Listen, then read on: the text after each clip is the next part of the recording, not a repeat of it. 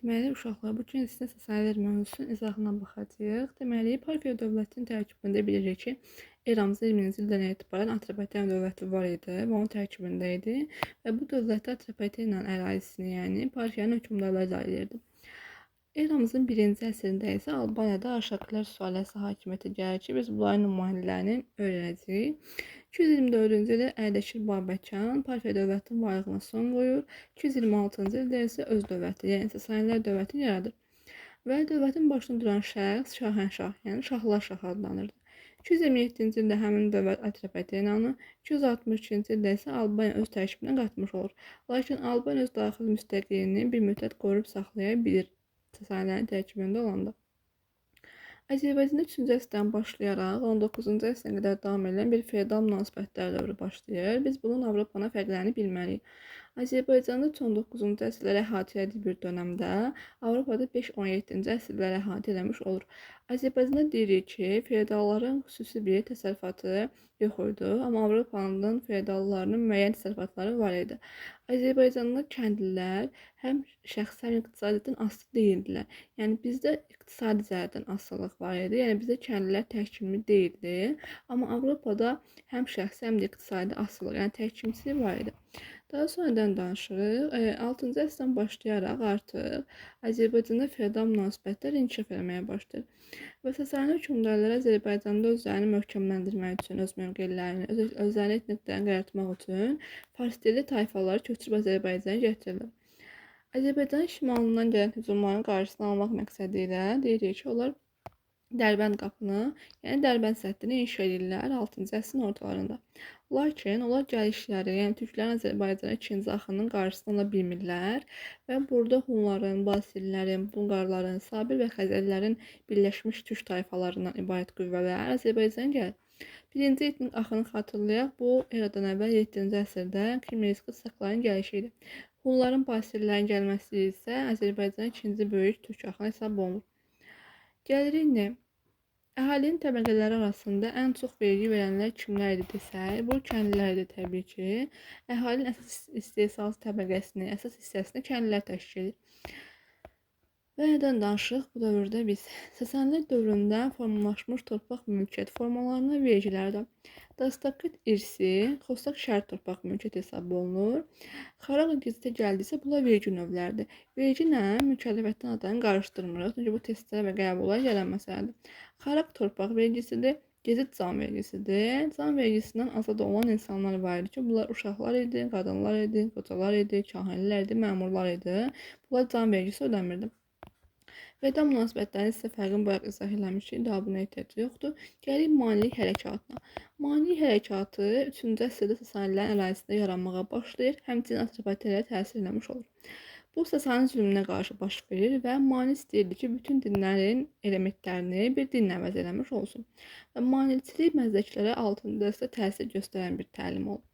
Məzdəkilər isə 481-dən 529-a qədər olan bir dönəmdə fəaliyyət göstərən bir hərəkat olub. Bunlar da həmçinin Sasanilərə, həm də Atropatena ərazisinə müəyyən qədər təsir göstəriblər. Məzdək nə istəyirdi? Əsas ideyaları ədalətli bir cəmiyyətin qurulmasını və insanlar arasında əmlak bərabərliyi yaratmaq olmasıydı. Yəni ki, onlar şəxsi mülkiyyəti inkar edirdilər və bütün nemətləri insanlar arasında bərabər olmasını təbliğ edirdilər. Yəni bərabərçilik istəyirlər. Bu məzdəklərin maneçilərindən əsas fərqi o idi ki, onlar xeyrin şər üzərində qələbəsinə inanıblar. Bu zərdüştliklə var idi bildiyimiz kimi. Lakin bunlar maneçilərdən fərqli olaraq dinc yol, mübarizə yolu ilə ədalətli cəmiyyətin qurulmasını mümkün hesab edirlər və bu testlərə düşür. Sasani hökmdarı 1-ci Qubadın dövrünü təsadüf elədiyi üçün o hərəkətə əvvəldə dəstəkləyir. Çünki ona tabe olmayan əyanlar var idi, onları tabe etmək üçün. Lakin bu alınmır, istədiyinə nail ola bilmir və onun əyanları onun hakimiyyətdən devirir. Buna görə özləri Ağ Hunlara sığınır və Ağ Hunların köməyi ilə hakimiyyətini bərpa edib geri qaydanda məzdəklərə qarşı çıxıb onları divan tutur. Biz dövlətin əsas dini olaraq Zərdüştlüyü öyrənirik. Çünki Zərdüştlük Sasanilərin əsas dövlət dini idi. Bunu da yayınmaqlardan məqsədi həm əsarət altında saxladıqları xalqları itaətdə saxlamaq idi, həm də təbii ki, öz hakimiyyətlərini möhkəmləndirmək istəyirlər. Buna görə də 1-ci Şapur atəşpərəstliyin, Zərdüştlük dinin yayılması haqqında fərman vermişdi. Və Zərdüştlük məbədi də Qazaka şəhəri idi. Atropatena paytaxtı olan Qazaka şəhəri idi. Və gəlirik 1-ci Xosrovun dövrünə. 1-ci Xosrov hakimiyyət dövründə bir sıra sahələrdə islahatlar keçirilir. Məsələn, vergidir, torpaqdır, inzibatidir. Vergi islahatının mahiyyəti o idi ki, o vergi toplamasını nizamlayır, məmur özbaşınalığına son qoyur, uşaqları, qadınları, kahinləri, məmurları vergidən azlayır, xüsusilə can vergisindən. İnzibati islahatın mahiyyəti o idi ki, ərazini 4 canişinliyə, yəni kustaklığa bölür. Burada Albaniyanı və Atropatenanı Azərbaycan kustakının, yəni Şimal kustakının tərkibinə qatır. Bu testlərə düşmüş olur. Və torpaq islahatında isə deyirik ki, sahibsiz torpaqlar hərbçilərə paylanmış olur və ölkədə şərti torpaq mülkiyyəti, yəni xostak genişlənmiş olur və xırda ortaq torpaq sahiblərinin sayı artır. İndi növbəti bir başlıq öyrənərik sizlə. Albaniyada Arşakilərin hakimiyyət dövrü. Burada bir neçə hökmdardan danışacağıq və onların dövrü testlərə çox düşür. İlki 1-ci Orçaq Vatakandır. İki dənə xüsusiyyət var bununla bağlı, bunları bilməlisiniz. Birincisi, Albaniyanın bütün vilayətlərini birləşdirmiş olması və mərkəzləşmiş dövlət yaratmış olması. Bu iki xüsusiyyət buna aid özəlliyidir. Gəlirik indi nəyə? Biz 262-ci ildə demişdik ki, Albaniya keçir Sasanililərin hakimiyyəti altına. Bu zaman hökmdar Albanlarda 1-ci Vatidir, Sasanilidə 1-ci Şapurdur. Yəni 1-ci Şapur 1-ci Vatini toxuşub, bunu unutmuruq. Müttəfiqlik və əlaqələrin olması deyən şəxsləri seçəndə həmişə deyirik ki, 1-ci Şapur 1-ci Vatini mübarizə aparıb, Urnayer 2-ci Şapurla müttəfiq olub. Və gəlirik Albaniyada ərazi məsələsinə. Albaniyada biz keçmiş dövrdə ki, Albaniya şimalda Qafqazla, cənubda Arat çayına, qərbdə İberiyanla, şərqdə Xəzər dənizinə əhatə olunubdu. Ərazi baxımından vilayətlər isə əyalətlərə bölünür normal olaraq və burada Kürün sol və sağ sahil vilayətlərini bilməniz lazımdır. Baxın, Kür buradan başlayır, gəlir bura tökülür, yəni Xəzər dənizinə. Başlanğıc bura olduğu üçün biz Kürün sol sahili deyəndə bura baxırıq, yəni yuxarı. Sağ sahil deyəndə aşağıya baxırıq, yəni tərsinə. Solda Qəbələ, Şəki, Kambisena, Lipina, Çola vilayətləri yerləşir. Sağda isə Arsaq, Urti, Paytakaran, bir də Sünik vilayətləri yerləşmiş olur. Sonra Urnayrın dövründən danışırıq. Urnayrın dövründə deyirik ki, müstəqil siyasət yürüdüb, içində Şapurla müttəfiq olub və onun dövründə Amid Dizrav döyüşləri baş verib. Amid 309-cu il olanda burada Roma məğlub olur, Sasani Alban qalib gəlir. 371 Dizrav döyüşündə isə Sasani Alban məğlub olur, Roma qalib gəlir. Urti, Sakasan, Kolçedman vilayətlərini Albaniya itirir. 387 isə o vilayətləri müqavilə zamanı geri qaytarırlar. Zaten bu müqavilənin imzalanması Urnayrın dövrünə aid deyil. Bu testlərə düşən bir məsələdir.